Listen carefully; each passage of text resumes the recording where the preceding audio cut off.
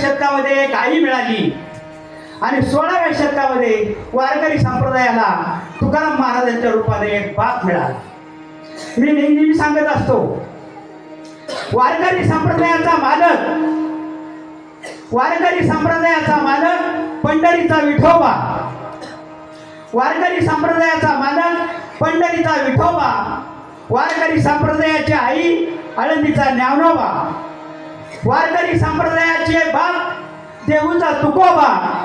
वारकरी संप्रदायाचा पाईक जिजाऊचा शिवबा आणि वारकरी संप्रदायाचे कुळदैवत जेजुरीचा खंडोबा.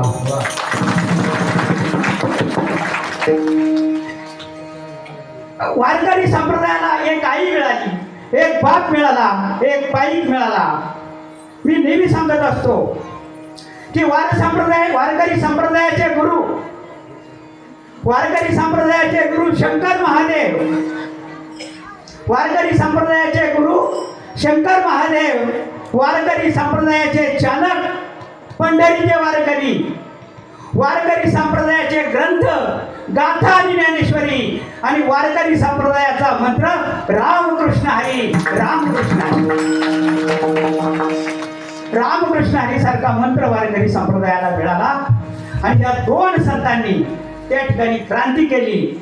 ज्ञानोबारायांनी आम्हाला ज्ञानेश्वरी सारखा ग्रंथ दिला, तुकोबारायांनी आम्हाला गाथेसारखा त्या ठिकाणी ग्रंथ दिला आणि आज 750 वर्षे झाली त्या ठिकाणी ज्ञानेश्वरीची पारायण त्या ठिकाणी होत आहे, गाथेची त्या ठिकाणी पारायण होतात आणि तुम्हा आम्हा सर्वांचा उद्धार करण्यासाठी त्या ठिकाणी जन्म झाला, तो संतांचा झाला.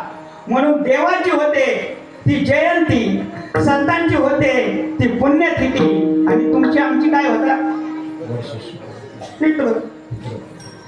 आपली पितृ सोडून काय होते. म्हणून देवाची होते जयंती, संतांची होते पुण्यतिथी आणि तुमच्या आमच्या सारख्यांची होतात पितृ. हे पण केली तर केली, नाही तर नाही केली.